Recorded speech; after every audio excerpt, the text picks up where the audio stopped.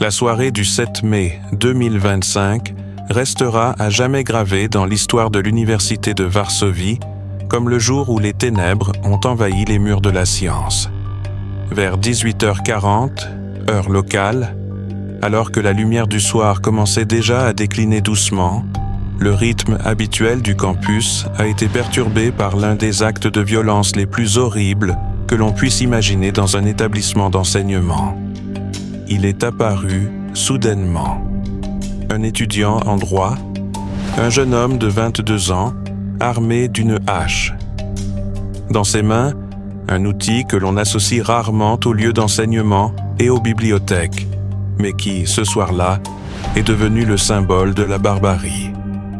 Il a pénétré dans le campus, passant devant les façades des anciens bâtiments et les colonnes, pour entrer dans un bâtiment où l'on croit que la raison et la bonté dominent le mal.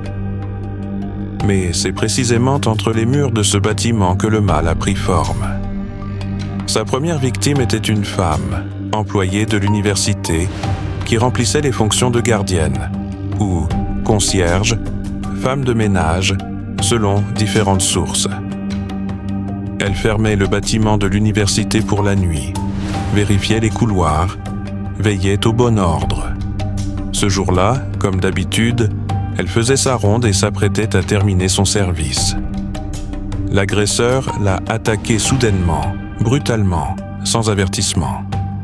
Plusieurs coups de hache ont atteint son corps, son cou, ses membres et sa tête, lui infligeant des blessures si graves qu'il n'a pas été possible de la sauver. Elle est décédée sur le coup. Ce fut la première mort de cette journée d'horreur. Mais l'attaque ne s'est pas arrêtée là. Alerté par le bruit, les cris et le chaos évident, un agent de sécurité de l'université, un homme d'environ 39 ans, est intervenu pour remplir sa mission, protéger les personnes et assurer la sécurité du campus. Il s'est précipité vers le lieu de l'attaque pour tenter d'arrêter l'homme armé et mettre fin à la violence. En réponse à son intervention, il est lui aussi devenu une cible. La hache s'est abattue sur lui, lui infligeant de multiples blessures par coups et par coupures à la tête et au corps.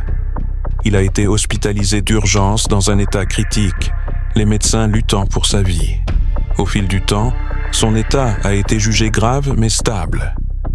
Des témoins ont déclaré que la scène était horrible. Les couloirs étaient couverts de gouttes de sang. Les murs portèrent des traces de coups et l'arme du crime gisait sur le sol. Certaines sources ont affirmé que la tête coupée de la victime avait été retrouvée sur place, ainsi que la hache ou des morceaux de celle-ci. Mais ces affirmations n'ont pas été officiellement confirmées par le parquet et restent sujettes à controverse et à spéculation.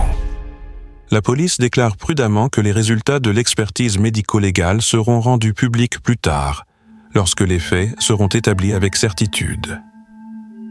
La police est rapidement arrivée sur les lieux. Quelques minutes après le début de l'attaque, plusieurs voitures de patrouille, des cordons de sécurité, un périmètre de sécurité autour de la salle de conférence, auditorium, et des caméras de vidéosurveillance ont été mises en place. Le suspect a été arrêté sur place avant même d'avoir pu s'enfuir. Il se trouvait littéralement à portée de voix des victimes, au milieu des bidons de peur. Selon les premières informations, le suspect est un citoyen polonais de 22 ans, étudiant à la faculté de droit de l'université. Selon les médias, au moment de son arrestation, il était soit en état de choc, soit au contraire froid et calculateur.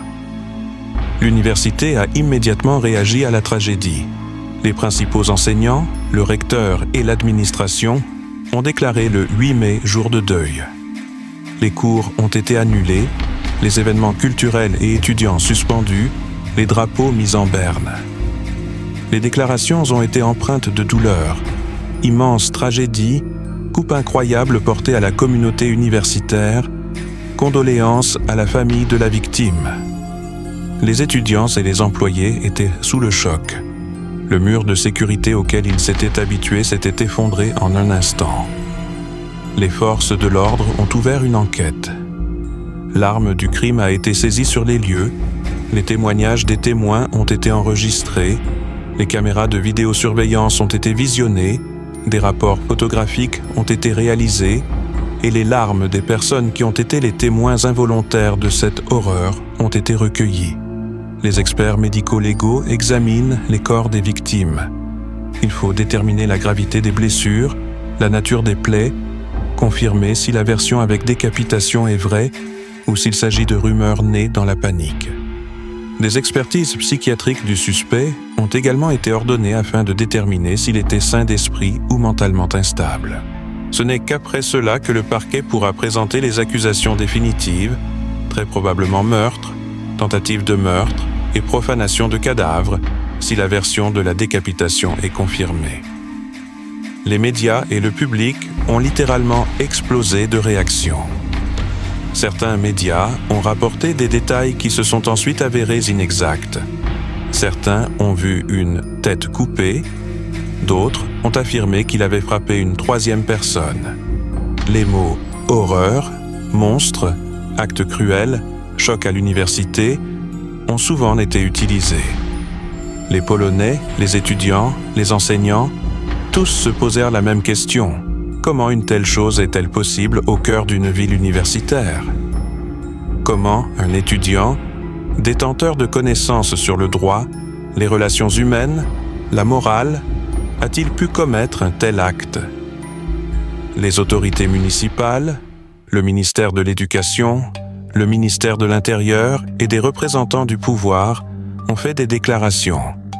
Certains politiciens ont appelé à renforcer les mesures de sécurité dans toutes les universités du pays. L'un des candidats à la présidence a déclaré que ce crime devait être puni avec la plus grande sévérité. La municipalité de Varsovie a exprimé sa profonde tristesse et sa solidarité avec la communauté universitaire. Après l'attaque, l'université a annoncé son intention de revoir son système de sécurité. Renforcement de la sécurité, mise en place d'un contrôle d'accès aux bâtiments, vérification des employés et des visiteurs, extension de la vidéosurveillance, formation du personnel aux situations d'urgence. Des centres de crise ont été créés pour apporter une aide psychologique aux étudiants et aux employés, en particulier à ceux qui ont été témoins de la scène ou qui connaissaient les victimes. Des lignes d'assistance téléphonique ont été mises en place, des groupes de psychothérapeutes ont été organisés. L'université a reconnu qu'il ne suffisait pas de mener une enquête, mais qu'il fallait également rétablir le sentiment de sécurité et l'équilibre mental au sein de la communauté. L'enquête a duré des semaines et des mois. Le suspect est en détention provisoire, dans l'attente de son procès. Évaluation psychiatrique, interrogatoire, analyse de la personnalité, collecte d'informations auprès de son entourage. Tout est mis en œuvre pour comprendre ce qui l'a poussé à commettre cet acte barbare. On sait déjà qu'il pourrait être inculpé non seulement pour meurtre, mais aussi pour profanation de cadavres, si la décapitation est confirmée, et tentative de meurtre sur un gardien. La défense pourrait invoquer l'aliénation mentale, l'aggravation de troubles psychiques, dépression ou un conflit interne. Les médias polonais ont été submergés par une vague de discussions. Les étudiants racontent qu'ils voient encore les couloirs où le criminel a pu passer. « J'aurais pu me trouver à côté de lui, j'aurais pu être dans le couloir à ce moment-là », disent-ils. Beaucoup publient des photos des bâtiments universitaires, des messages commémoratifs, proposant de déposer des fleurs et des bougies dans les amphithéâtres désormais vides. Cet événement est devenu le symbole de la fragilité de la sécurité des personnes et des lieux où les obligations liées aux études et à la science ne protègent pas contre les ténèbres. Un débat a éclaté dans les milieux éducatifs polonais. Les universités sont-elles suffisamment protégées? Faut-il augmenter le financement des services de sécurité? Comment concilier l'ouverture des espaces éducatifs et la sécurité? Cet incident a été le point de départ d'une révision des normes de sécurité dans les universités, non seulement en Pologne, mais aussi au-delà de ses frontières. Plusieurs détails provenant de sources qui ont le caractère de version restent non confirmés, mais font l'objet de vives discussions. Selon une version, l'attaque aurait eu lieu précisément dans l'auditorium Maximum, une grande salle de cours du campus central. Certaines sources affirment que la victime a eu le crâne tranché et que la tête a été retrouvée séparée du corps. D'autres médias ont affirmé que ces détails étaient des exagérations et des rumeurs. Les médias ont appelé le suspect Mieszko R, par analogie avec les publications de la presse polonaise, mais le nom complet n'a pas été officiellement confirmé dans les premiers rapports. Les discussions analysent en détail comment le suspect a pénétré dans le bâtiment avec une arme, par une porte ouverte, une fenêtre ou par l'auditorium où se déroulait l'événement. Mais aucune réponse claire n'a encore été apportée. Parmi les différentes versions qui circulent, on trouve celle selon laquelle l'étudiant aurait pu être soumis à une forte pression psychologique, à une frustration intérieure, à un sentiment d'aliénation ou à un syndrome maniaque. La presse s'interroge. Quelqu'un aurait-il pu prévenir, empêcher cela? Y avait-il des signaux d'alarme, des appels aux services d'assistance, des plaintes de la part d'amis, des changements de comportement? Un autre aspect concerne la réaction au niveau de l'État. Le ministère polonais de l'Éducation a déclaré qu'il était nécessaire de vérifier les systèmes de sécurité dans les universités. Les autorités locales ont envisagé la possibilité d'augmenter le financement des services de sécurité, d'améliorer les qualifications du personnel de sécurité et d'augmenter le nombre de caméras de sécurité. Certains parlementaires ont proposé de renforcer la législation sur la responsabilité pénale pour les crimes violents, en particulier dans le contexte des établissements d'enseignement. De plus, peu après l'attaque, l'université a été critiquée pour son système d'accès obsolète. Bâtiments anciens avec des portes et des couloirs larges, accès libre aux amphithéâtres, contrôle minimal des visiteurs. Tout cela a créé les conditions dans lesquelles le mal a pu s'infiltrer au cœur de l'espace universitaire. Le public, en Pologne et au-delà, suit le déroulement du procès. Qu'adviendra-t-il de l'accusé? Dans quelle mesure les résultats des expertises seront-ils rendus publics? Quelle sera la sentence? Est-il possible qu'il soit déclaré irresponsable et envoyé en cure plutôt qu'en prison? Ou, au contraire, n'y aura-t-il pas d'évaluation clémente? La société exige une réponse et la justice. Mais au-delà de l'issue juridique, une question morale demeure. Comment vivre après cela? Comment rétablir le sentiment de sécurité dans ces lieux? Comment surmonter la peur? Les équipes universitaires organisent des commémorations, des conférences sur les traumatismes, des dialogues ouverts sur la santé mentale et le soutien aux étudiants. Cette tragédie laissera des traces non seulement sur les murs, mais aussi dans l'esprit de tous ceux qui étaient liés à cet endroit. Et pourtant, l'histoire continue. L'enquête se poursuit, les audiences judiciaires se préparent. Les profils psychologiques s'enrichissent de versions, mais laissent un vide de sens. La question « pourquoi ?» reste sans réponse, et peut-être qu'il n'y aura jamais de réponse définitive. Mais cet événement est devenu un sombre rappel. Ni les bâtiments, ni les plans, ni les mérites ne garantissent que les démons humains ne puissent s'infiltrer même dans les temples les plus lumineux du savoir. Lorsque la fumée de la panique s'est dissipée et que les sirènes se sont tues, l'université de Varsovie est restée debout, toujours aussi majestueuse, avec les mêmes colonnes et les mêmes façades, mais elle n'était plus la même. Ces murs abritent désormais à jamais le souvenir d'un événement qui est devenu le symbole de la fragilité de la vie humaine et de la facilité avec laquelle le mal peut s'introduire là où, en apparence, seul règne le savoir et l'ordre. L'histoire de cette attaque n'est pas seulement celle d'un meurtre, mais une leçon profonde sur la nature de la peur, de la solitude et de la violence qui peuvent naître dans le cœur d'une personne qui a perdu le contact avec elle-même et avec le monde. Beaucoup de ceux qui étaient liés à l'université ont mis longtemps à s'en remettre. Les étudiants refusaient de retourner dans les amphithéâtres où ils avaient entendu les cris. Les professeurs avouaient qu'ils avaient du mal à regarder les jeunes dans les yeux et à leur parler de droit, d'humanisme et de morale, sachant que l'un de leurs élèves avait commis un acte qui dépassait l'entendement humain. L'université, où le savoir se transmet depuis des siècles, où naissent de nouvelles idées et où se forment les esprits des futurs juristes, scientifiques et économistes, est devenue le théâtre d'une terrible tragédie. Ce contraste entre la raison et la barbarie est comme une lame de couteau qui sépare la civilisation du chaos. La société s'est retrouvée confrontée à une question à laquelle il n'y a pas de réponse simple. Pourquoi ?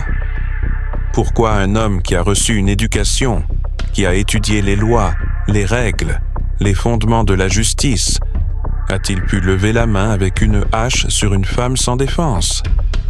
Pourquoi personne n'a-t-il remarqué les signes avant-coureurs ? Y en avait-il seulement ? Quelqu'un aurait-il pu empêcher cela ?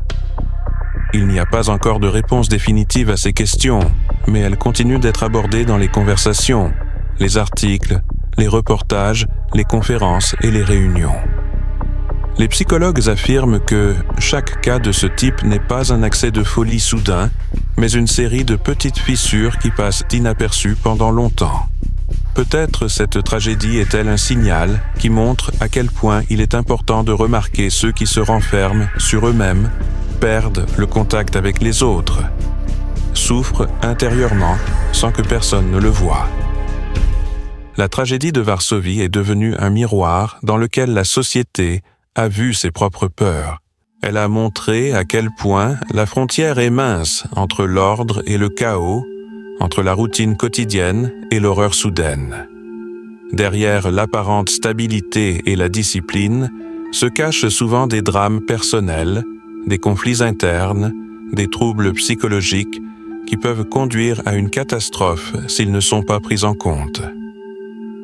Les universités et les écoles du monde entier ont commencé à se poser la question suivante.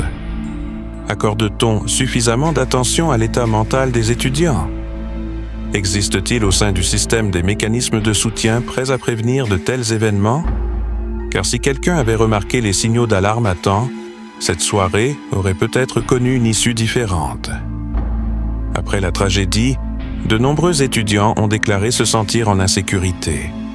L'université est un lieu où les jeunes doivent se sentir protégés, où se forme la personnalité et non la peur. Mais aujourd'hui, cette image est détruite. L'université a un long chemin à parcourir pour regagner la confiance. Il a déjà entamé des réformes, installation de systèmes de contrôle d'accès, formation du personnel, renforcement de la sécurité. Mais les mesures physiques ne sont qu'un aspect du problème. Le véritable rétablissement commencera lorsque l'université redeviendra un espace de confiance, où les étudiants pourront parler sans crainte de leurs expériences et où les enseignants et les psychologues pourront entendre à temps ceux qui sont au bord du gouffre. Beaucoup soulignent que la tragédie de Varsovie rappelle d'autres cas de violence dans des établissements d'enseignement à travers le monde. Elle s'inscrit dans une longue et sombre liste d'incidents où le lieu du savoir s'est transformé en arène de mort. Mais contrairement à d'autres événements restés anonymes, celui-ci a particulièrement bouleversé la société polonaise car il s'est produit au cœur du pays, dans l'une des universités les plus prestigieuses et les plus anciennes d'Europe. Il ne s'agissait pas simplement d'un crime, mais d'une atteinte à l'idée même de sécurité et d'éducation. Les gens ont commencé à se demander comment préserver l'ouverture des universités sans les transformer en forteresses, tout en empêchant que de tels événements ne se reproduisent. Les psychiatres qui ont participé à l'enquête affirment que les motivations de l'agresseur trouvent probablement leur origine dans des problèmes personnels profonds. Peut-être une psychose, une dépression ou des idées délirantes. Mais même si un diagnostic est posé, il ne sera pas plus facile de comprendre la nature de cet acte. La société cherche à rationaliser la violence, à l'expliquer, afin de ne pas se sentir impuissante. Mais parfois, le mal échappe à toute logique.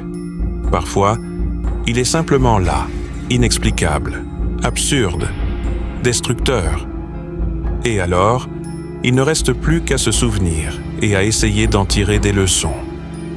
Pour de nombreux habitants de Pologne, ce meurtre a été un choc qui a mis en lumière des sujets douloureux. La solitude, l'isolement, la montée de l'agressivité chez les jeunes, l'instabilité mentale ignorée par la société.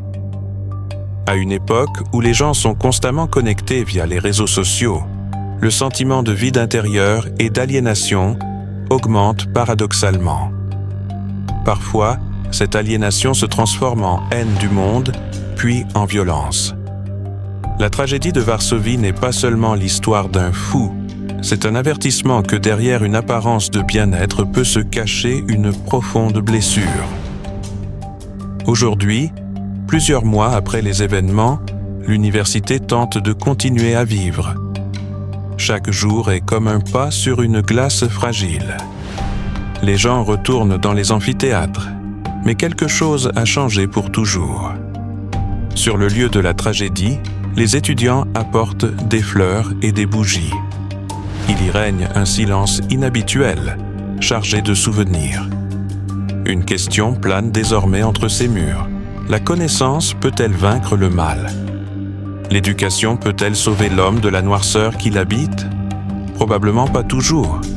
Mais si cette affaire apprend, ne serait-ce qu'à une seule personne à être plus attentive à elle-même et aux autres, à chercher de l'aide, à ne pas s'enfermer dans la douleur, alors la mémoire des victimes n'aura pas été vaine. Cette histoire n'est pas seulement un sujet pour les journaux télévisés ou les discussions sur Internet. C'est une histoire qui parle de la fragilité humaine, de l'imprévisibilité, de l'importance de la communication et de la compassion. Elle nous rappelle que derrière chaque crime se cache un être humain, avec sa douleur, son histoire, ses blessures. Et tant que la société n'apprendra pas à voir ces fissures à temps, de telles tragédies continueront de se reproduire. L'université de Varsovie connaît désormais le prix du silence, le prix de l'indifférence, le prix d'une aide qui arrive trop tard. Je voudrais commencer par évoquer un souvenir douloureux. Fin du printemps 2025, banlieue de Texas, petite ville de Baytown, État du Texas. Une maison mobile ordinaire, une femme seule, mère de 41 ans, et son fils de 11 ans. Tout semble normal, comme pour beaucoup de gens. Mais lorsque la police est venue effectuer un contrôle de bien-être, une terrible réalité a été mise au jour, conduisant à l'inculpation de la mère pour un crime grave. Ce jour-là, l'agent est entré dans la maison. D'après les documents, odeur de matière fécale, mouches, tout est recouvert de déchets séchés. La chambre de l'enfant ressemble à une cellule de désespoir scellée. L'enfant était un garçon de 11 ans, incapable de parler, diagnostiqué autiste. Il pesait environ 46 livres, soit environ 21 kg, alors qu'un enfant normal de cet âge pèse environ 40 kg ou plus. Il a été retrouvé couvert d'excréments séchés, sur le visage, les mains, sous les ongles. Dans la pièce où il se trouvait, la porte avait été retirée et remplacée par une porte grillagée afin que la mère puisse la verrouiller et enfermer l'enfant. Le matelas était sale, entouré d'excréments, des matières fécales étaient partout. Lorsque l'officier a dit à la mère que l'enfant devait être hospitalisé immédiatement, elle a répondu « Je ne peux pas tout laisser tomber et l'emmener à l'hôpital pour qu'un médecin me dise « Je ne sais pas ce qu'il a » et qu'on aille en voir un autre. » Les voisins, les proches et même la grand-mère du garçon ont raconté qu'il n'était jamais allé à l'école parce qu'il n'était pas propre, que sa mère l'enfermait parfois toute la journée sans nourriture ni eau et qu'à leurs yeux, elle n'était pas une bonne mère. Voici ce que nous avons pu établir. Et je vais essayer de tout raconter à la première personne, comme si nous dévoilions cette affaire étape par étape. Vous allez entendre des détails difficiles à accepter, mais importants. Ce sont précisément ces histoires qui permettent de comprendre à quel point la frontière entre l'attention familiale et la négligence criminelle est mince. Imaginez un matin dans cette maison. La mère est une femme de 41 ans. Son fils a 11 ans, il est autiste et ne parle pas. Il vit dans une chambre dont la porte a été retirée, remplacée par un écran et verrouillée. Bien qu'il vive officiellement sous son toit, il est en réalité reclus. Selon la grand-mère, elle ne pouvait pas entrer pour lui apporter de la nourriture ou de l'eau, car la porte était verrouillée et seule la mère ou son compagnon y avait accès. La mère affirmait que le garçon ne pouvait pas contrôler ses besoins, qu'il jetait ses excréments dans la chambre et même à l'extérieur. C'est précisément pour cette raison, selon elle, que la porte normale avait été retirée afin qu'elle puisse le voir. Mais la situation dépassait même ses explications. Lorsque la police est entrée, l'odeur était si forte que l'officier a failli vomir. Le corps de l'enfant portait des traces de manque d'hygiène, sur le visage, les mains, sous les ongles. Ses dents étaient pourries et abîmées à cause de la malnutrition et du manque de soins. Et son poids était de 46 livres, ce qui est peu pour un enfant de 11 ans. C'est un poids plutôt comparable à celui d'un enfant de 5 à 6 ans. Nous pouvons nous arrêter et nous demander « Comment en est-on arrivé là ?» Que s'est-il passé avant, lorsque la situation n'était pas encore un crime, mais simplement une difficulté? Car il est important de comprendre que les cas de ce type surviennent rarement de manière soudaine. Derrière eux se cache le temps, l'inaction, peut-être la peur, le désespoir. Les documents judiciaires montrent que le garçon n'est jamais allé à l'école, ou presque jamais, parce que, selon la famille, il n'était pas propre. Il pouvait se déshabiller et s'enfuir de la maison nue. Sa grand-mère a raconté que sa mère limitait ses déplacements en fermant sa chambre à clé. Elle disait qu'il s'enfuyait parfois. Mais les conditions dans lesquelles il se trouvait étaient bien pires qu'une simple restriction de liberté. Lorsque le garçon a été hospitalisé, les médecins ont posé des diagnostics graves, non seulement l'autisme, non seulement l'absence de fonction verbale, mais aussi une malnutrition sévère, des retards de développement importants, des problèmes dentaires, des soupçons d'abus sexuels potentiels. Du moins, c'est ce qui est indiqué dans les documents. La mère a été arrêtée et accusée de savoir causer des blessures graves à son enfant. Elle a également été accusée de possession illégale de méthamphétamine, un délit sans rapport direct avec l'enfant, mais découvert lors de son arrestation. Sa caution a été fixée à 250 000 $. L'enfant a été placé sous tutelle, hors de chez lui, le système est intervenu, mais on peut se demander, pourquoi pas plus tôt? Pourquoi n'y a-t-il pas eu d'alerte? Pourquoi n'y a-t-il pas eu d'intervention avant que la situation ne devienne critique? Revenons maintenant à la maison, aux détails qui restent si souvent hors champ. Une maison mobile, un quartier modeste, des voisins qui se connaissent peu, mais l'odeur et l'état de la maison n'ont certainement pas passé inaperçus. Les agents sont arrivés suite à un appel d'urgence. La raison de l'appel, une demande de vérification de l'état de l'enfant. C'est le signe que quelqu'un a tout de même donné l'alerte. Mais le système n'a apparemment pas fonctionné assez rapidement pour éviter l'accident. Lorsque l'officier est entré, il a vu la chambre du garçon avec une porte grillagée. Le matelas était sale, il y avait des traces d'excréments partout, même sur la poignée de la porte. Les excréments séchés recouvraient le sol et les murs. Le garçon lui-même n'était pas lavé régulièrement.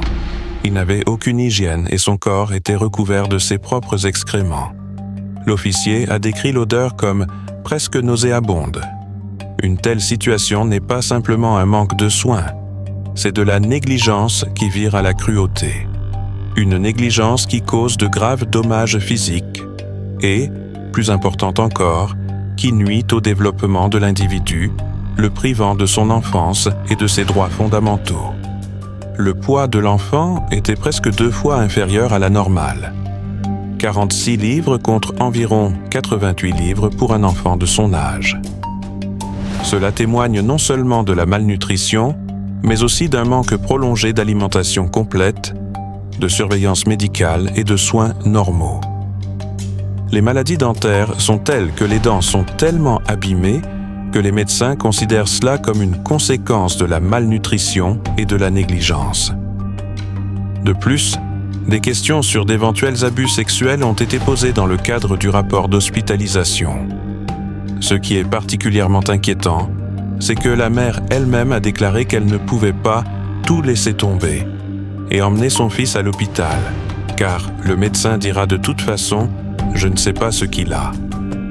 Une telle déclaration témoigne soit d'un désespoir total, soit d'une négligence délibérée. Elle a refusé d'agir alors que l'état de l'enfant exigeait une aide immédiate. Ce n'est pas simplement de la passivité, c'est un refus actif de ses responsabilités. La grand-mère du garçon a raconté qu'elle ne pouvait souvent pas entrer dans la chambre pour donner à manger ou à boire à son fils, qu'il ne prenait pas régulièrement de bain, que sa mère ne faisait rien avec lui. Toute négligence prolongée devient un crime, parce que l'enfant dépendait des adultes, de sa mère, et il se trouvait dans un état de vulnérabilité, autisme, communication non verbale, incapacité à exprimer sa douleur, ses besoins, ses peurs. Il était totalement dépendant de sa mère ou du système.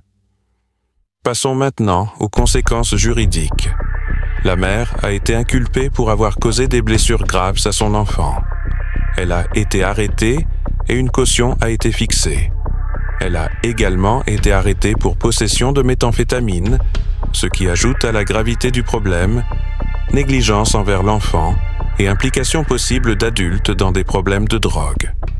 L'enfant a été placé sous tutelle, hors de son domicile. Le système est intervenu, mais on peut se demander, pourquoi pas plus tôt? Pourquoi n'y a-t-il pas eu de signaux? Pourquoi n'y a-t-il pas eu d'intervention avant que la situation ne devienne critique? Il est important de noter que les cas où un enfant est autiste ou atteint d'un autre handicap sont particulièrement vulnérables. Les parents qui sont sous pression, sans aide, sans soutien, peuvent se retrouver dans une telle situation. Mais le système juridique et social doit protéger ces enfants. On voit ici comment tout s'est déroulé. La mère, l'enfant autiste, l'isolement de l'enfant, l'absence de soins, puis l'intervention d'urgence de la police et l'hospitalisation. L'enfant autiste, qui ne parle pas, était privé de voix, privé de la possibilité de dire ce qui lui arrivait, et la mère qui n'a apparemment organisé aucune aide pour lui, ni éducative, ni médicale, ni sociale. Il est enfermé, isolé, privé de tout contact. Ce n'est pas seulement un problème quotidien, c'est une question de protection des droits de l'homme, de protection des enfants ayant des besoins particuliers. Que peut-on retenir de tout cela en tant que spectateur, en tant que société? Premièrement, un signal d'alarme, des enfants invisibles dans une maison, un espace fermé au monde extérieur, où les problèmes ne sont pas visibles de l'extérieur, où les voisins peuvent ignorer ce qui s'y passe. Deuxièmement, un système de soutien. Plus l'intervention est précoce, plus les chances sont grandes. Troisièmement, la responsabilité. La responsabilité des parents, mais aussi celle de la société, des voisins, des institutions, des écoles, des services médicaux. Lorsque nous pensons à une mère célibataire ou à un parent qui ne s'en sort pas, il y a souvent quelque chose de plus. Peut-être un manque de soutien, des problèmes de santé mentale, un manque de ressources. Mais lorsque la négligence dépasse les limites, lorsque l'enfant est privé de nourriture, d'hygiène, d'attention, cela devient un crime. Et la société ne peut fermer les yeux là-dessus. Cette histoire fait partie de celles après lesquelles il est difficile d'éteindre la vidéo et de continuer à vivre comme si de rien n'était. L'histoire d'un enfant qui a vécu ses 11 années dans le silence, l'isolement et la douleur, sans même pouvoir dire au monde qu'il avait besoin d'aide. Lorsque nous entendons parler de tels cas, ils nous semblent lointains, comme s'ils se déroulaient quelque part là-bas, dans une autre ville, avec d'autres personnes. Mais en réalité, ils sont plus proches qu'il n'y paraît. Parfois, les tragédies se déroulent juste derrière le mur, dans la maison voisine, dans notre rue. Et l'horreur, c'est que personne ne s'en aperçoit jusqu'à ce qu'il soit trop tard. Chacun d'entre nous a l'habitude de penser que le mal, c'est toujours quelqu'un d'autre, une sorte de monstre dont on parle aux informations. Mais ici, le mal s'est incarné dans la mère, qui aurait dû être la seule personne à protéger et à soutenir son enfant. Au lieu d'amour, une porte fermée à clé. Au lieu d'attention, la faim. Au lieu de chaleur, le froid et la saleté. Comment cela est-il possible? Pourquoi certains parents en arrivent-ils à un point où la compassion et la responsabilité disparaissent? Les questions sont plus nombreuses que les réponses. Mais une chose est claire, de tels cas ne sont pas le fruit du hasard, mais le résultat d'une société qui ne voit pas toujours ou ne veut pas voir la souffrance des autres. Il est important de se rappeler que chaque enfant, en particulier ceux qui présentent des particularités de développement, a besoin d'une attention particulière. L'autisme ne rend pas un enfant moins digne d'amour, d'attention ou du droit à une vie normale. Au contraire, il exige plus d'implication, de patience et de compréhension. Mais c'est précisément là où des efforts et du soutien sont nécessaires que l'indifférence apparaît souvent. Dans cette histoire, le garçon a été enfermé parce qu'il était difficile. Mais les difficultés ne justifient pas la cruauté. En tant que société, nous devons cesser de fermer les yeux sur de telles excuses. Si un enfant souffre, ce n'est pas l'affaire de la famille, c'est l'affaire de nous tous. Il est triste de réaliser que tout aurait pu être différent. Si quelqu'un l'avait remarqué plus tôt, si la mère avait demandé de l'aide, si les services sociaux étaient intervenus à temps, si les voisins, sentant l'odeur ou entendant les bruits provenant de la maison, avaient appelé et signalé la situation. Parfois, un simple appel téléphonique peut sauver une vie. Mais dans cette histoire, le silence a régné trop longtemps. Et ce n'est que lorsque l'enfant s'est retrouvé au bord du gouffre, lorsque son poids a presque diminué de moitié, lorsque son corps s'est couvert de saleté et de maladie, que le monde a enfin remarqué son existence. Cette histoire doit nous amener tous à réfléchir à notre propre rôle. Nous vivons à une époque où il est si facile de se laisser distraire. Les actualités, le travail, les réseaux sociaux, nos propres soucis.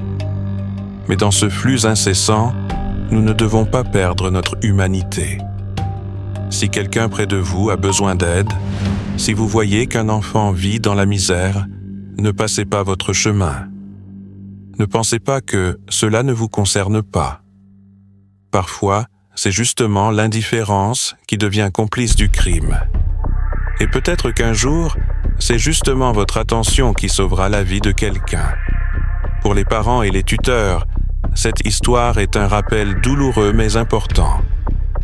Élever un enfant n'est pas seulement un devoir, c'est aussi un travail difficile. Surtout si l'enfant a besoin de soins particuliers, s'il est malade ou handicapé. Personne ne naît parent parfait. Et demander de l'aide n'est pas une faiblesse, c'est du courage. De nombreuses organisations, spécialistes et communautés sont prêts à vous soutenir, à vous former et à vous aider à trouver votre voie. Mais se refermer sur soi-même, s'isoler, faire semblant que tout est sous contrôle, c'est courir à la catastrophe. Pour ceux qui regardent cette vidéo, il est important non seulement de compatir, mais aussi d'en tirer une leçon. Nous ne pouvons pas changer le passé, mais nous pouvons influencer l'avenir. Parlez de ces histoires. Partagez-les pour que les autres sachent combien il est important d'intervenir à temps.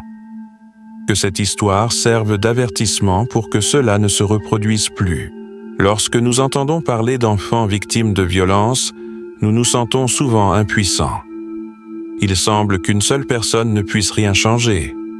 Mais en réalité, tout commence par un regard, une question, un appel téléphonique, par une simple implication.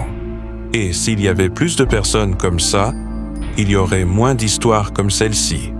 Imaginez que ce garçon, si on lui avait donné une chance, aurait pu grandir, apprendre, se développer. Il aurait pu rire, jouer, regarder des dessins animés, profiter de la vie comme tous les enfants. Mais quelqu'un l'a privé de tout cela. Et maintenant, la société doit lui redonner une chance, même si c'est tard. Qu'il reçoive de l'aide, des soins, du soutien. Que son histoire serve d'exemple pour les systèmes qui doivent protéger ceux qui sont comme lui. Si vous avez regardé jusqu'ici, c'est que vous n'êtes pas indifférent. C'est déjà un premier pas. Mais je voudrais vous demander d'en faire un autre. Soutenez la chaîne. Aimez. Abonnez-vous. Laissez un commentaire. Ce n'est pas une simple formalité. Chacune de vos réactions nous aide à raconter davantage d'histoires comme celle-ci, à soulever des sujets importants, à les faire connaître à ceux qui, peut-être pour la première fois, se rendent compte qu'une tragédie peut se dérouler derrière des portes closes. Écrivez dans les commentaires ce que vous ressentez après avoir lu cette histoire.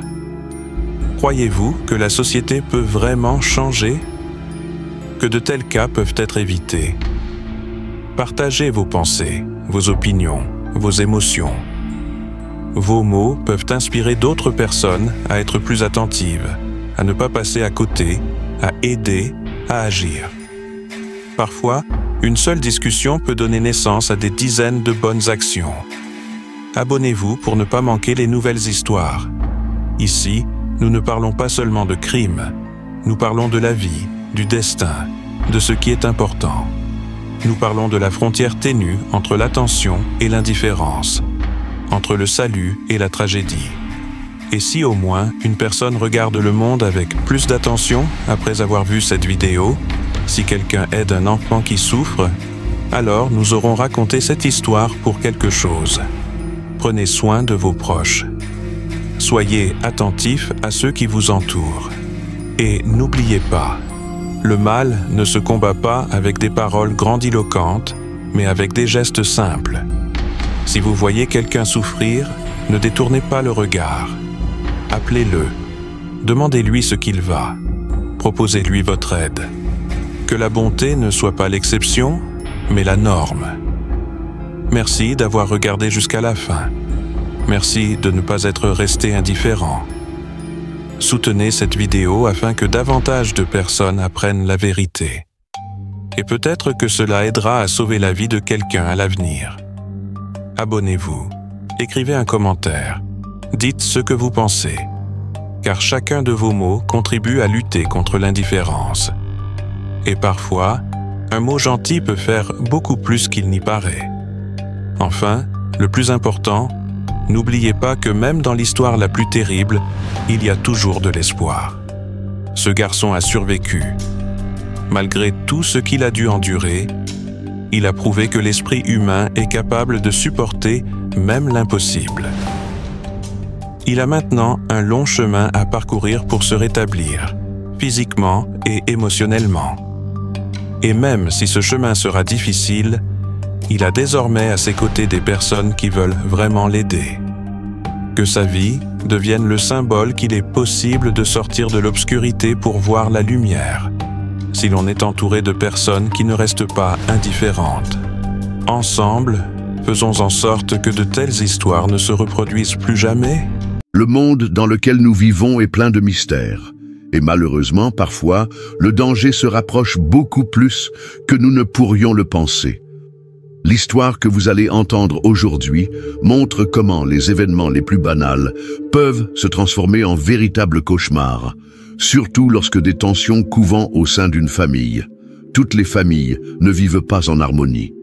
Parfois, les gens sont tellement différents qu'il devient presque impossible de cohabiter sous le même toit. Mais les histoires tragiques comme celles que vous allez entendre sont beaucoup plus rares. On sait peu de choses sur la petite enfance de María Martínez. Elle a épousé Luis Llamo Flores, un homme respecté et prospère. Il était juge, occupait un poste important et gagnait un salaire décent. María, quant à elle, travaillait comme secrétaire au parquet militaire. Leur famille vivait dans l'aisance. Leur relation a évolué rapidement et ils se sont mariés peu après leur rencontre. Au cours de leur mariage, le couple a eu 3 enfants. D'abord une fille, Juliana, puis 2 fils. Juliana était la préférée de son père. Il exauçait tous ses souhaits et faisait tout pour que sa fille soit heureuse. Louis voyait en elle une âme sœur, tout aussi réfléchie, artistique et avide de connaissances. Dès son plus jeune âge, la petite fille s'est passionnée pour la poésie, a écrit des poèmes et a même remporté des concours. Son parcours créatif s'est poursuivi jusqu'à son entrée à l'université, où elle a décidé d'étudier le droit, souhaitant suivre les traces de son père et devenir juge. Elle a suivi ses études à l'université du Sacré-Cœur, dans sa ville natale de Lima, dans le quartier de San Juan de Miraflores. Mais si les relations de Juliana avec son père étaient presque idéales, il en allait tout autrement avec sa mère. Et plus la jeune fille grandissait, plus le désaccord s'aggravait. Son frère aîné, Luis Junior, était souvent témoin de leurs disputes. Il racontait que Juliana et Maria ne s'entendaient pas et se disputaient presque tous les jours.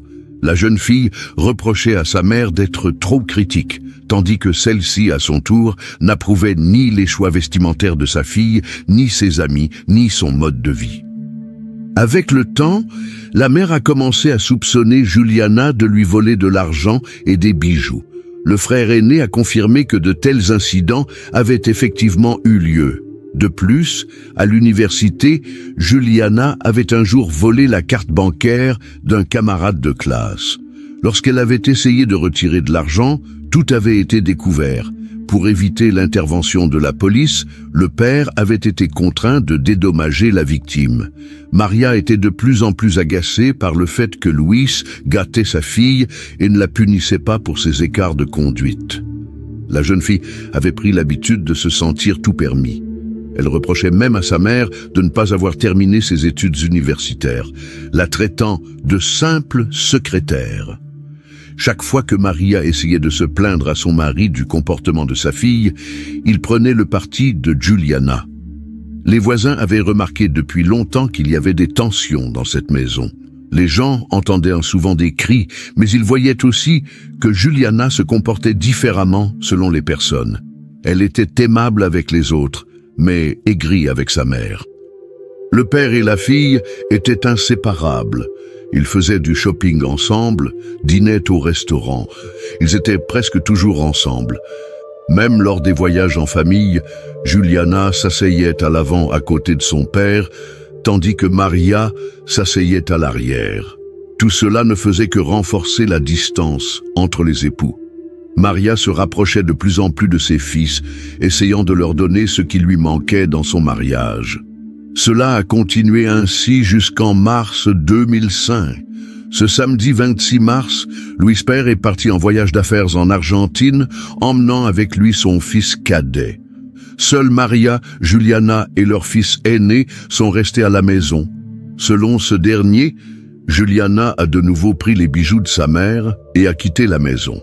Elle n'est revenue que tard dans la nuit, ivre, sans clé, frappant à la porte et criant pour qu'on la laisse entrer. Son frère était convaincu qu'elle le faisait exprès pour énerver sa mère. Le lendemain, Juliana, comme si de rien n'était, a demandé à sa mère de l'argent pour le déjeuner et les transports, et elle l'a obtenu. Plus tard, Maria a parlé au téléphone avec son mari et lui a dit que Juliana était partie étudier.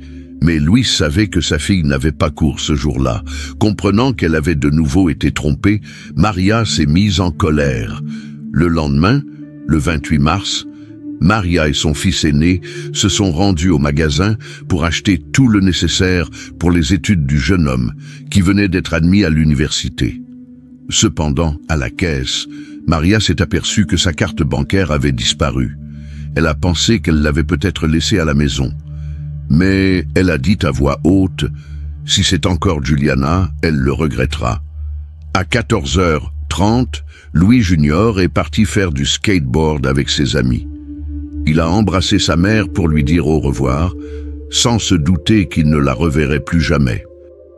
Quand il rentra chez lui le soir, seule Juliana était là. Elle semblait déconcertée, comme si elle ne s'attendait pas à le voir revenir si tôt. Son frère remarqua qu'elle buvait du soda, alors qu'elle surveillait strictement son alimentation ces derniers temps. Elle ignora ses questions et il repartit. De retour vers 23 heures, Louis découvrit que la porte était fermée de l'intérieur. Il frappa, appela, mais personne ne répondit. Quelques minutes plus tard, Juliana ouvrit la porte, vêtue uniquement d'une serviette. Elle passa devant lui sans un mot, sans expliquer ce qui se passait. Le garçon se rendit dans la cuisine, puis se mit à chercher sa mère, mais elle était introuvable. Il l'appela, entra dans les chambres, mais en vain. Il s'approcha alors de la porte de la salle de bain des invités. Elle était fermée à clé et la lumière à l'intérieur était éteinte. Cela lui sembla étrange. Il y avait une petite fenêtre dans cette pièce. Louis monta sur une chaise et regarda à l'intérieur. Dans l'obscurité, il distingua une silhouette qui ressemblait à un corps allongé. Le garçon, remarquant que quelque chose n'allait pas, cria de panique et appela sa sœur, essayant de comprendre ce qui se passait dans la salle de bain des invités. Il demanda à Juliana qui se trouvait à l'intérieur, leur mère ou peut-être la femme de ménage. La jeune fille haussa les épaules, feignant la surprise, et après avoir jeté un coup d'œil par la petite fenêtre, répondit calmement qu'elle ne reconnaissait pas la personne allongée sur le sol. Louis essaya de forcer la porte, mais elle ne céda pas. Il courut alors chercher son voisin et appela la police. Avec l'aide des agents qui arrivèrent, ils enfoncèrent la porte. Ce qu'ils virent à l'intérieur les choqua tous. Maria Martinez gisait sur le sol, face contre terre, dans une mare de sang. À côté d'elle se trouvaient des lunettes brisées et le manche d'un couteau sans lame. Tout indiquait un meurtre brutal.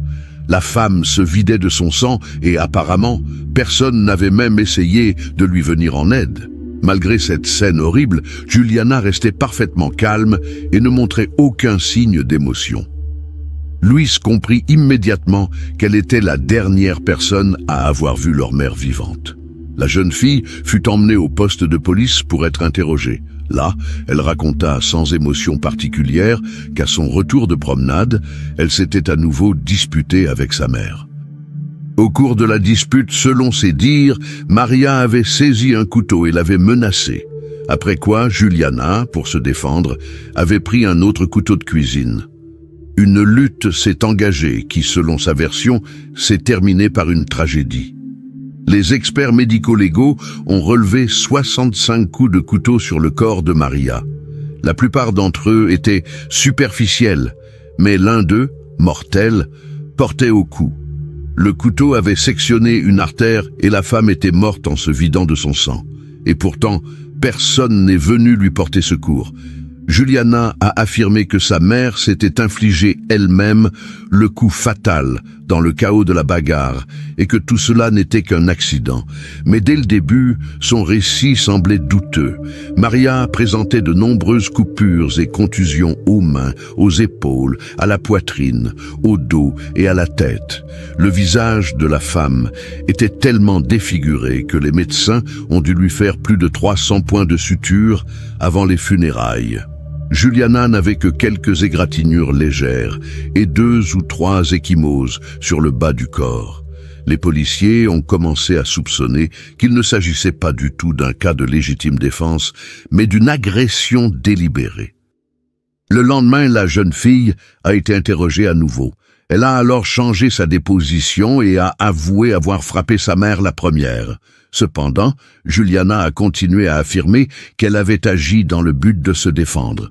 Selon sa nouvelle version, tout a commencé lorsqu'elle essayait de nouveaux vêtements, en écoutant de la musique à plein volume, alors que Maria rentrait à la maison.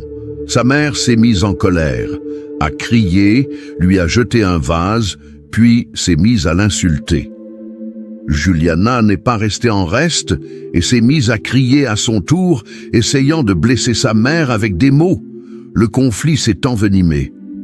À un moment donné, Maria a accusé sa fille d'avoir tenté de l'empoisonner. Selon Juliana, tout cela était dû à des sachets contenant une poudre inconnue qu'elle avait trouvée par hasard dans la cuisine. Il s'agissait en fait, comme on l'a découvert plus tard, de mort au rat. Luis, en rentrant à la maison avant le dîner, aurait surpris sa sœur en train de mélanger cette poudre à du soda. Elle a expliqué qu'il s'agissait d'une expérience. Plus tard, elle aurait tout renversé, mais sa mère a vu l'emballage et, prise de rage, a décidé que sa fille voulait vraiment l'empoisonner. Lorsque le conflit a atteint son paroxysme, Juliana s'est rendue dans la cuisine et a pris un couteau pour couper la pastèque. Sa mère l'a suivie en continuant à crier. Juliana, dans un accès de colère, a planté le couteau dans la table et a crié pour qu'elle se taise. Mais Maria ne s'est pas arrêtée. La jeune fille a alors saisi un couteau et l'a brandi pour intimider sa mère, comme elle l'a dit. La femme a également pris un couteau et s'est jetée sur sa fille. Elles se sont battues, ont été projetées contre le mur et ont accidentellement éteint la lumière. La musique jouait toujours fort, mais les voisins n'ont rien entendu à cause du bruit. Quand tout fut terminé et que Juliana reprit ses esprits, elle alluma la lumière et vit sa mère gisant sur le sol couverte de sang, un couteau planté dans le cou. Mais au lieu d'appeler l'ambulance ou la police, la jeune fille transporta le corps dans la salle de bain et rangea la cuisine. Après cet aveu, Juliana a été envoyée passer un examen psychiatrique. De plus, on voulait également examiner Maria à titre posthume. On pensait que la femme avait pu provoquer l'agression ou même se suicider. Cette idée a provoqué un tollé général. Les médias ont écrit que Maria aurait perdu la raison et aurait attaqué sa fille. Louis était furieux. Il a nié toute allusion à des troubles mentaux chez leur mère. De plus, il affirmait que Juliana essayait délibérément de rejeter la faute sur la défunte, profitant du fait qu'elle ne pouvait plus se défendre. Il affirmait que c'était sa sœur qui avait commencé la dispute et qui avait attaqué. L'avis de l'expert a jeté de l'huile sur le feu. Selon lui, il était impossible de déterminer avec une certitude absolue qui avait porté le coup fatal. Cela a donné à Juliana une raison de changer à nouveau sa version. Elle affirmait désormais que sa mère avait décidé de mettre fin à ses jours et s'était tranché la gorge elle-même. Louis était catégoriquement en désaccord avec cela. Il a continué à se battre pour la justice, prouvant que derrière cette tragédie se cachait non pas une mère désespérée, mais une fille menteuse. Le corps de Maria présentait 65 coups de couteau. Une telle cruauté ne pouvait s'expliquer ni par une tentative d'autodéfense, ni a fortiori par un suicide. Louis, son fils, a vu le corps de sa mère de ses propres yeux. Il était tellement mutilé qu'on aurait dit qu'il avait été attaqué par des bêtes sauvages. Et ce qui l'a le plus bouleversé, ce n'est pas seulement l'image de la violence, mais aussi le comportement de Juliana. Elle n'a pas appelé la police, n'a pas essayé de prodiguer les premiers soins, mais a simplement traîné le corps dans la salle de bain et s'est assise pour attendre son frère. Un tel comportement a suscité de sérieux doutes quant au caractère accidentel de la tragédie. Luis était particulièrement indigné que la plupart des membres de sa famille, en particulier du côté de son père, aient pris le parti de sa sœur, comme pour justifier son acte. Il lui était difficile de voir qu'au moment d'une telle douleur, ses proches se rassemblaient non pas autour de la mémoire de leur mère décédée, mais autour de son meurtrier. Ces circonstances l'ont éloigné de sa famille dès la période de l'enquête. Son père soutenait particulièrement activement Juliane. Même son jeune frère, qui n'avait alors que 12 ans, croyait que sa sœur s'était simplement défendue. Louis était convaincu que son père pardonnait à nouveau tout à sa fille, comme il l'avait fait auparavant. De manière inattendue, les voisins ont également commencé à manifester leur sympathie à Juliana. Beaucoup ont déclaré que Maria se comportait souvent de manière colérique et grossière, en particulier envers sa fille. À l'issue de l'examen psychiatrique, les médecins ont conclu que Juliana a été responsable de ses actes et capable d'en assumer la responsabilité. Cependant, des particularités psychologiques ont été constatées chez elle. La plus frappante était son attachement malsain à son père, ce que l'on appelle en psychologie le complexe d'Électre. Sur fond de cette relation, une rivalité interne avec sa mère s'est développée. De plus, la jeune fille avait une personnalité hystérique prononcée. Elle avait tendance à exagérer, à être démonstrative sur le plan émotionnel et à essayer d'attirer l'attention sur elle par ses vêtements et son comportement. Tout cela a déclenché une vague de ragots et de publications dans lesquelles on discutait même d'une possible relation intime entre le père et la fille. Son frère aîné, Louis, était également souvent interrogé sur des sujets délicats. Il n'avait pas de relation étroite avec son père. Il évitait donc ce genre de conversation et se concentrait sur le souvenir de sa mère. Au cours de l'enquête, un manche de couteau sans lame a été trouvé dans la maison. On ignore toujours où se trouve la lame. Le couteau entier a été retrouvé dans le cou de Maria, mais il ne portait aucune empreinte digitale. Juliana a non seulement tenté de cacher l'arme du crime et le poison, mais elle les a également cachés dans sa chambre, tout en continuant à affirmer que tout s'était passé dans le cadre de la légitime défense. Le procès a débuté le 8 mars 2006. Juliana a déclaré qu'elle n'avait pas l'intention de tuer sa mère, mais qu'elle s'était seulement défendue. Cependant, au fur et à mesure que le procès avançait, ces témoignages sont devenus de plus en plus contradictoires. L'histoire du poison à rat était particulièrement confuse. Au début, la jeune fille a déclaré qu'il s'agissait d'une expérience avec du soda, puis elle a complètement nié son implication, bien que plusieurs paquets de poison aient été trouvés dans sa chambre. La défense a misé sur l'instabilité émotionnelle et les traumatismes causés par une relation difficile avec sa mère. Juliana a évoqué de nombreuses disputes, des insultes, le fait que sa mère lui jetait des objets et violait son intimité en lisant son journal intime. Elle a pleuré lors des audiences, semblait vulnérable, et ses avocats ont tenté d'atténuer la perception du crime. Cependant, l'autopsie a révélé que seule une des blessures situées au niveau du cou était mortelle. Les autres auraient pu être infligées dans le but de se défendre. Plus de 300 points de suture ont été posés sur le visage de la victime afin de préparer le corps pour les funérailles. L'expert judiciaire invité par la défense a déclaré que les deux femmes agissaient à ce moment-là sous l'influence de leur instinct de survie et étaient incapables de penser rationnellement. Néanmoins, le ministère public a insisté. Le nombre de blessures, les tentatives de dissimulation des preuves, le poison. Tout cela prouvait qu'il s'agissait d'un meurtre prémédité.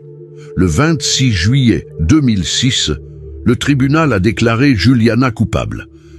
Elle a été condamnée à 20 ans de prison et à une amende d'environ 8 000 $. Cependant, dès le mois de mai de l'année suivante, sa peine a été réduite à 12 ans. Le tribunal a tenu compte de l'âge de Juliana et de ses remords. Cette décision a suscité une vive réaction. Beaucoup ont supposé que son père, un juge influent, avait pu contribuer à l'allègement de la peine. Ces soupçons se sont renforcés en 2009, lorsque Juliana a été libérée sur parole, après seulement 4 ans d'emprisonnement. Cela a provoqué une vague d'indignation. Cependant, la jeune femme a ignoré la réaction du public. Elle a commencé une vie publique, elle a donné des interviews, lancé un blog, publié un recueil de poèmes. Dans aucune de ses interventions, elle n'a exprimé de regret pour ses actes. En 2011, Luis a remarqué sur les réseaux sociaux des photos de sa sœur prises en Équateur. Cela constituait une violation des conditions de sa liberté conditionnelle. Juliana n'avait pas le droit de quitter le pays. Luis en a informé les autorités. Il a souligné qu'il ne cherchait pas à se venger, mais qu'il voulait simplement que la coupable soit punie comme elle le méritait. Cette décision n'a fait qu'aggraver les tensions au sein de la famille. Son jeune frère et son père ont condamné Luis. Une enquête a révélé que Juliana avait systématiquement enfreint les règles de sa liberté conditionnelle. Elle ne se rendait pas à ses séances de thérapie, ne travaillait pas et ne respectait pas le couvre-feu. De plus, il s'est avéré qu'elle avait falsifié la signature de son avocat afin d'obtenir l'autorisation de quitter le pays. En janvier 2012, Un mandat d'arrêt a été lancé contre elle. Cependant, lorsque la police est arrivée, elle avait disparu. Quelques semaines plus tard, son avocat a obtenu l'annulation de l'arrestation. Le tribunal a reconnu que les preuves des violations étaient insuffisantes. Juliana a retrouvé la liberté. Louis était dévasté. Le juge qui avait annulé le mandat était un vieil ami de son père. À ce moment-là, Louis n'avait pratiquement plus de contact avec sa famille. Il se sentait trahi, seul, et comme le seul, a vraiment pleuré sa mère. Par la suite, Juliana n'a conservé de relations étroites qu'avec son jeune frère. Elle a passé le reste de sa peine en liberté. Louis est devenu un spécialiste dans le domaine des communications, a fait des études, appris plusieurs langues et voyagé dans plus de 80 pays. Il a partiellement renoué le contact avec sa famille, mais il est convaincu que l'intimité d'autrefois ne reviendra plus.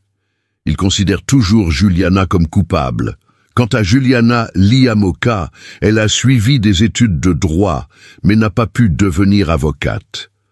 À un moment donné, on a perdu sa trace en Europe.